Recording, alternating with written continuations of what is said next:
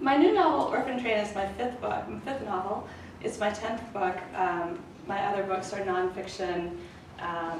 One I co-wrote with my mother about feminism, and the rest are collections or anthologies, collections of new work, mostly, that I commissioned and edited.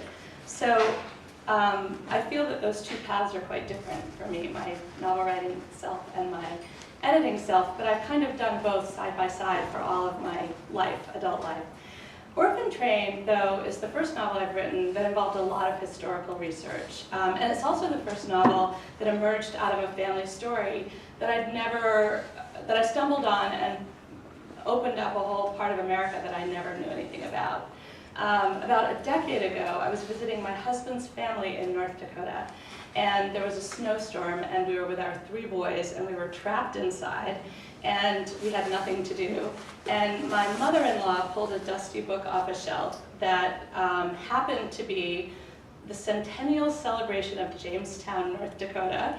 And in it was an article about her father, my husband's grandfather, they called it Orphan Train, and it provided a home for many children on the prairie. She'd never spoken about this. He had never really spoken about this, but the article was filled with stories of children from this small town in North Dakota who'd ended up there from the East Coast, from New York mostly. I was fascinated by this. I'd never heard of it, and I'd never read about it. I'd studied history in college and didn't know anything about it, so I started to research it. And I discovered that more than 200,000 children were sent on these trains over a 75-year period between 1854 and 1929. And they were between the ages of 2 and 14, and they had no rights, and they were plucked off the platforms and taken by whoever wanted them to be given homes, or more accurately, most of them were what's called indentured. So it was a really interesting thing to discover. I also learned that there were 10 to 30,000 children living on the streets of New York at any given time in those 75 years. There were no social programs, there were no child labor laws, there were no protections. So it fascinated me, and it set me on this path. I did 2 novels in the meantime. I was working on other projects, but I had it in the back of my mind, and I kept coming back to it, and I had a file that I kept throwing things into. And eventually, I got to a point where I realized I'm ready to do this. And just one last little story. I was talking to a friend over lunch who writes for People magazine. I was telling her about this story I'd stumbled on. It was before I'd done much work at all on it. And she said, "Oh, this is the perfect People magazine story. I'm going to do some research on this and pitch it."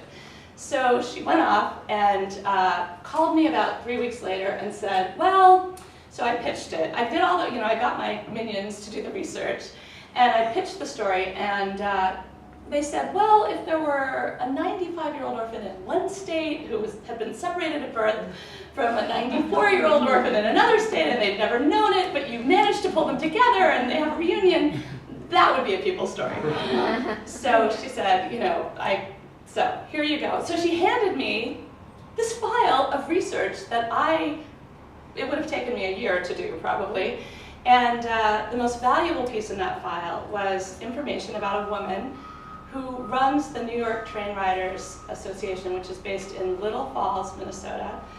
She lives in Sleepy Eye, Minnesota, which I think is so wonderful. And her mother is a train rider, still alive, and she knows everything. She's the repository of all information about the trains. And in fact, she flew to New York, I flew to Minnesota, we became really good friends. She read my book several times and helped me. Without her, this book would never have happened. And I'm going to be going to Minnesota in a few weeks and taking her everywhere I go because she's terrific. But that was how my book began. I didn't even talk about the book, but I think it's interesting. My book, Is This Tomorrow, actually came out of Pictures of You. Pictures of You, when it came out, was doing really, really well. And it was a New York Times bestseller, USA Today bestseller, and I started thinking, what am I going to do next? And all of a sudden, Algonquin, my publisher, told me, we're going to make Pictures of You a tie-in with this TV show called The Killing, which is sort of a murder mystery. And I thought, that's really bizarre, because I don't write murder mysteries. I don't really read murder mysteries. That has nothing to do with me. But I started to watch the show The Killing, and I became absolutely obsessed by it. And I became obsessed with it, not because it was a mystery so much, but because it was all about character. And it would lead you to think that you knew this character, and you knew why they were doing something. And then all of a sudden you would get a new piece of information, and it would show you that everything you thought you knew about that character was wrong. And I thought, well, that's interesting. Maybe I can do something about that. So I started to I've been thinking a lot about the suburbs, because I grew up in a suburb, and I wanted to leave it from the moment I was born there. I was sort of an outcast in this suburb. I had a lot of strikes against me. One, I was Jewish in a Christian neighborhood, so I got a lot of things from other kids like, where are your horns? Why did you kill Christ? In third grade, my teacher gave us this test, and it was all about Jesus and the apostles. And I looked at this test saying, I don't know who any of these people are. So I did the best I could. I got an F on the test. Teacher wrote on the test, see me. She made me bring it home to my mom to get it signed. My mother took one look at this test and said, this is outrageous. She went up to the school, talked to the principal, and said, my daughter's Jewish. She doesn't know this thing. The principal said, I can understand you people are very sensitive about change the grade. So I had that one strike. The second strike against me was that I was very sickly as a child. I had really bad asthma, so I was bullied a lot and made fun of. And also I was smart in an area where only 10% of my high school went on to college. And the ones that didn't worked in the factories or they joined the Navy, so that wasn't too good.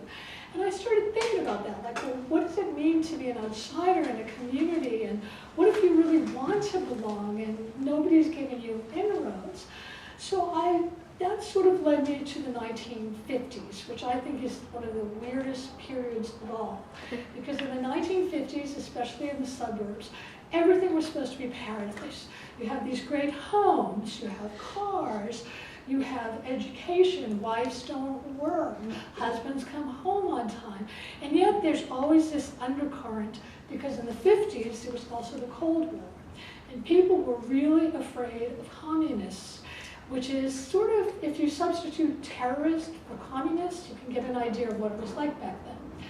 So I started creating this character, Ava Lark, who has 3 strikes against her. She's Jewish, a Christian neighborhood. She's divorced, which was terrible in the 1950s. Nobody got divorced, not even celebrities. And she also has many boyfriends, which also is very suspect. And she has a 12-year-old son, Louis, who becomes friends with the 2 other fatherless kids on the block, Jimmy and Rose. And one day, Jimmy is over at Ava's house, and he leaves, and he just sort of vanishes.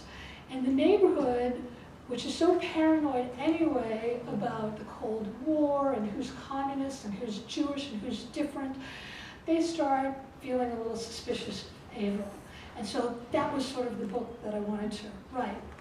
But I actually want to ask you about research, because I found, when I was researching, the stuff I found was so appalling, especially about nuclear war. In the 50s, there were a lot of pamphlets that said, you can survive nuclear war. And you do it this way. If there's a bomb and it explodes and there's radiation and fallout, the pamphlet said, all you have to do is wipe your feet before you come in the house, so you don't track the radiation into the house. If you want to know if there's fallout outside, you're advised to take a clean white plate, put it outside, leave it there for an hour, and see if there's fallout. If there's no fallout, then you're fine. But if there is, then you're in danger. So what did you do? How did you set yourself about the task of getting this kind of information? I went on Facebook. Because I did. Because I had 2 research assistants who were high school students, and they were okay. And I had a professional research assistant who was okay. But I wanted the nitty-gritty stuff you know from real people. So I went on Facebook and I said, Is there anybody here who was ever a male nurse in the early 1960s? Was there anybody here who was ever dealt with crime in the late 1950s? And I got a lot of responses, and people wanted to talk. And they told me the most bizarre, incredible stories that were fabulous. How did you research? Well, a lot of ways. My research assistant was People Magazine. That was my and from there, though, I stumbled on this wonderful resource, the Orphan Train complex in Concordia, Kansas.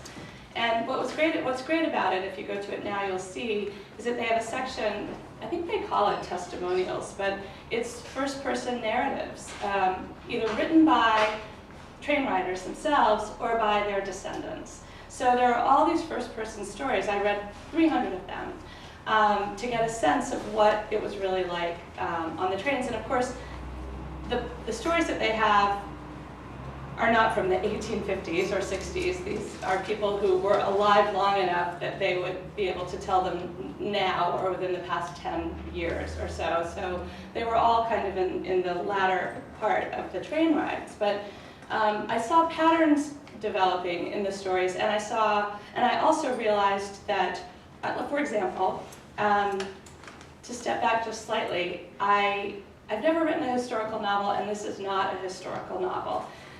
My story takes place, 2/3 of it is in the present day, and 1/3 of it is narrated by a 91-year-old woman in the present day, but she's remembering her past, and she's remembering it in the present tense. So you go through her story, starting at the age of 9 and ending up when she's 91. But so it's not exactly a historical story, it's her memories.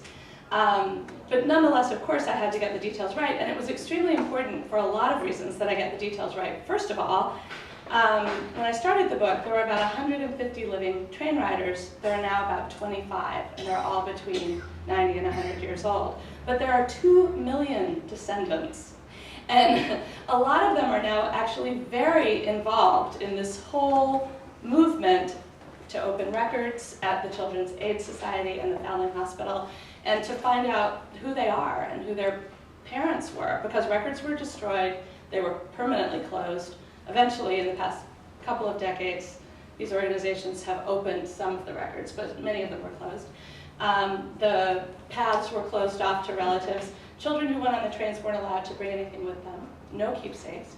Their mothers would often tuck information, letters, in their pockets, and they would be taken out by the chaperones before the children were allowed to board the trains. So they were stripped of their identities. So in some ways, researching this was difficult because there weren't many stories of people being able to trace themselves back. But these descendants, let me tell you, are dogged. And I've been to a number of these reunions now in Minnesota, and the descendants show up with their 3-ring binders filled with information that they've gathered from all over, and it's like sleuth work. I guess people who are into genealogy really do this, but they've found their way back to Germany and Italy and Ireland, and so I got a lot of information from them. And my present day story is about a Penobscot, a girl who's half Penobscot Indian from the Wabanaki tribe in Maine. She's 17 years old, she's a foster child, she's angry, and hasn't been treated very well. And I grew up in Maine, and my mother was in the state legislature, and she was very involved in Indian rights and did a lot of work on that, on something called the Truth and Reconciliation Project. So, you know, when you talk to your mother on the phone and she's single-minded about something, as my mother was, every time she had a project, it was what she talked about, you kind of tune it out. But as I was working on this novel, I found myself in the strange position of really being very interested and asking more and more. So then suddenly books would arrive in the mail that were highlighted and underlined with a red marker in the margins. And she was so excited that one of her 4 daughters actually displayed the slightest interest in her current obsession that it turned into this incredible thing between us where we developed a bond over the work that I was doing and the work that she was doing. And she put me in touch with people who were incredibly helpful. So this novel became an epic journey in 2 different directions for me of research. We were talking at dinner before we came here about how sometimes when you're like 3/4 through one book, all of a sudden you get the idea for the next book, and one grows out of the other. So can you talk about your next book? Well, are you going to? If you can, I will. Okay. I was telling Caroline that I have an idea for a book that grew out of the fact that I don't want to write sequels to any of my novels, but I keep being asked about some of the characters that there's certain characters in some of my novels that, my stories don't end with a big bang. They sort of end with an idea that someone's going off in a direction and that things are going to happen, and I think that means that people feel unsatisfied on some level, perhaps. So I get responses, people wanting follow-ups, and back to my mother for a second. My mother belonged to a group of women. She lives on the coast of Maine on an island called Mount Desert Island. She belongs to a group of women who hike together on Sundays, and they call themselves the Social Climbers. And they're all ages, 5 women, and I was talking to her about it and about the stories that had come out of this and the cross-generational stuff that had happened. And I was thinking about the fact that I've never written an ensemble novel or anything that involves multiple people. And then I was thinking about how in all of my novels as they've progressed, I have my characters come back in small ways. Like the characters in this novel go to a restaurant that someone in another novel opened. And I realized that they're in this village together that I invented, Spruce Harbor. And you know, what would happen if I put a character from each of my previous novels together in this story and had them go and belong to this group together? So that was my first idea, and that was the one that I was really excited about.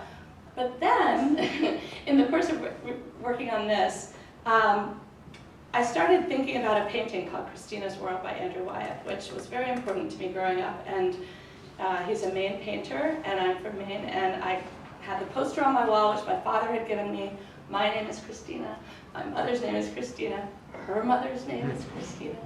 And I started thinking that Andrew Wyeth had created a painting and had boxed in his idea of what Christina's world is, and I'm interested in what Christina's world really was. And so that's the idea that I'm percolating at the moment. And you, Madam? Well, I always worry that any second my career is going to be over. So I always try to think of books, the next books that I want to read that I want to write while I'm doing one. So I was about 3/4 of the way through Pictures of You when I started to think that I really wanted to. I was having so much fun writing about the 50s that I wanted to write about another time period. And I wanted to write about that time when the peace and love movement of the 60s started to turn ugly as it moved into the 70s. And I also wanted to write about this girl who sat in front of me in high school. Her name was Nancy Cripps. She was just a regular, nice, ordinary girl, and she had a much, much older boyfriend that none of us liked. And Nancy Cripps went with this guy for 3 years, and she was eventually shot like 47 times by him right before she graduated high school. And I wanted to figure out a way to get the 2 things together. So I sat down and I wrote kind of a brief synopsis, and I wrote a first chapter. And I showed it to my editor thinking she'd give me insight on it. And then she bought it. And I thought, oh shoot, now I have to write this novel. And I have no idea where it's going. So that's sort of what I'm working on now. And I've been doing a lot of research on back to the land movements in the 70s and free schools, which had a whole lot of problems back then, and progressive education. And I have until 2014 to get it done. A really long time. It's a long time. Not a long time. I think you should read a little bit of your novel. Okay, and then you will, right? Yes. Okay. All you have to know about this part that I'm reading is that this is right after Jimmy, the 12-year-old boy, has vanished and the neighborhood is totally in chaos. Nobody knows where he is, everybody's suspect, and especially Ava Lark, our Jewish divorcee. So the cop has gone into Ava's house and he's just asking her questions. And first he's going to ask her about her relationship with Jimmy, then he's going to ask her about her relationship with her boyfriends. The cop nodded. "Tell me about Jimmy," he said. "I understand you two were friends." There it was. A lonely kid comes to her house and she had kept him company, and suddenly she was guilty of something. He was my son's friend, she said. He was always at her house. But sometimes he was at your house when your son wasn't there. Isn't that right? The cop's gaze was impassive. Lots of kids hang out in lots of houses here, Ava said. It's all open doors here. But not your door, I understand. I used to live in the city, in the back bay, Ava said. I'm used to locking my door. She saw the flicker of surprise that someone who had lived in the back bay might be reduced to living in a shabby house like this one. Sometimes he came over when Louis wasn't home and he wanted to sit around and wait for him. I always said it was fine, why wouldn't it? Was it the way of the neighborhood to play games with the kids? The cop stayed friendly. Excuse me? I'm asking because some of the mothers said they've seen you in the backyard playing cards with Jimmy. For hours, they said. Isn't that a long time to be playing with somebody else's kids? What mothers? Who did you talk to? The cop shrugged. Does it matter? We all took care of the kids, Ava repeated. We helped them with their homework, we played games. She knew it wasn't really true. She didn't want to mention the time she had overheard two kids talking, and one of them said she wasn't allowed to go to Ava's house because her mom thought it was dirty. Plus, she's divorced, the kids whispered. You know what that means. Ava knew the stories about her, and they were all exaggerated. They were all horrible. Louis had taken bread sandwiches to school once, just once, when she hadn't had time to go to the store. And suddenly, he was a charity case. Yeah, Louis wore clothing from Morgan Memorial, but everything was clean and pressed. Every button was sewn. What was so terrible about economizing, especially when she was trying to save enough to buy her house? Who knew how stories got started? When she had begun to hear the rumors, she had felt sick. The mattresses in her house, she knew they were old, but they were clean. But people said they were stained, as if she would have stood for that. Neighbors said there were roaches all in her kitchen. All she really had were the occasional ants. She was a Jew, and the neighbors said that all Jews had money, and if Ava seemed poor, it was because she must just be cheap, which was something else all else Jews were, and everyone knew it. The neighbors said you keep to yourself, the cop said. That's right. Ava didn't tell them how hard she had tried to socialize. She had thrown a big party the week she had moved in, making invitations and slipping them in all the mail slots. As soon as the women arrived in slacks and casual dresses, Ava, in a shiny violet dress, perfume spritz on her pulse points, knew she had made a terrible mistake. She had decorated the backyard with candles and red Chinese lanterns. Isn't this different? One of the neighbors said through a forced smile, and Ava felt stung. She stacked up 45s on the record player so people could dance, but the only person who asked her was one of the husbands, and when she felt his hand slide low along her hip, she pulled away, leaving his hand in mid-air, and soon after that, his wife was at his side, her eyes slits, and the party was over. Any reason you might know for Jimmy to run away, the cop said. He wouldn't run away, Ava said. The cop leaned forward. Here it comes, Ava thought. Let me be frank, Ava, he said. Some people had said you were a bit too close to Jimmy. Ava frowned. He's my son's best friend. My house was his second home. Would you say that he's your friend too? He's a boy, and I'm a grown woman. You can't possibly think. I don't think anything. I'm just asking questions. He scribbled something on a pad. Ava, he said, and it suddenly bothered her that he was calling her by her first name, that he wasn't giving her the respect of calling her Mrs. Lark. You're not a suspect, but you've had boyfriends, a lot of different boyfriends. Who knows how well you really knew them? I knew them, she said. I see, he said, and you're divorced. That's not a crime. I'm allowed to date. So these boyfriends, how many were there? None of them would have touched Jimmy. Did I say that? He wrote something down again. Mrs. Lark, could you give me the names and numbers of all your boyfriends? We just want to ask them some questions. Nothing major, same as we did with you. Just routine. It would be really helpful. He pushed the pad to her. I don't remember the phone numbers, she said. I'd have to look them up. He nodded, still friendly. That's okay. Just give me the names. We can find them. She hesitated, and he nodded encouragingly. He rolled the pen across the table, and when she picked it up, it felt warm from his hand. The faces swam up in her memory. Every name she conjured up brought up different patches, like one big quilt. Tom Sullivan. She had met him getting gas for her car. Richard Meserve had been her accountant one year. None of her relationships had lasted very long. Not when they found out that Ava wasn't the good time girl they expected. Ava wouldn't pack up and take off for a weekend away because she had a son. Ava wouldn't stay up drinking until 2 in the morning because she had to work. And she certainly wouldn't peel off her dress and get right down to her skivvies after a first date. Ava wasn't what they wanted, but they too had disappointed her. Did any of your boyfriends ever meet Jimmy? The cop said. No, and they never met my son either. There were 5 names, and then 6. 3 a year. That wasn't so many, was it? She pushed the pad across the table to the cop. He took it and studied the names. That's quite a list, Ava, he said. Thank you. I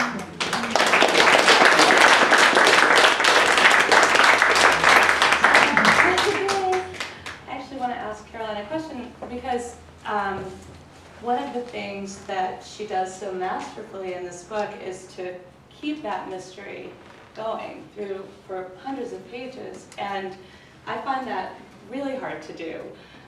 We were talking at dinner about how sort of how does plot emerge for you? Is it something that you start with, or is it something that comes out of character?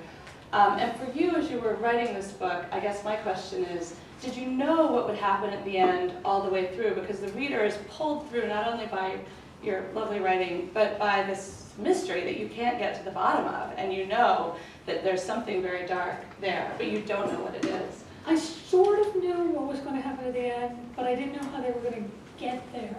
And even then the end changed. I originally had it one specific way, and my editor was trying to convince me to do it a different way, and in the end she was right. Can you talk about that at all? No, because it would give it away. Oh, okay, that's true. But I'm interested in the craft of it, I guess, in how you kept that mystery going without deflating it along the way. It was the killing. It was that stupid TV show. The killing was so much about character to me, and they would get you all invested in one character, so you knew everything about this character, and you cared about this character, you knew what the character wanted, and you began to realize, oh, this character must be the person who killed this young woman because this happened in his past, and obviously he's trying to hide it. And then very subtly, new information would come in, and it would put everything you thought you knew into a different light, and you would realize, I was wrong. And there would be that frisson of surprise that always feels so lovely. Yeah. And you know, I was wrong, I was absolutely wrong, and it made you feel sort of discombobulated. And I loved that feeling, and I wanted to try to do it. So I made a whole lot of charts of like 5 different people who could have done something to Jimmy, and why they would have done it, and how they would have done it, and why you might think they would have done it, and how I could make it so it wasn't obvious. It was a lot of those charts that got me to do it. Well, you say you don't read murder mysteries, but that's exactly what you've written. I guess. Yeah. That's exactly what you've written. And it's fascinating to hear that about charts. Yeah, it's great.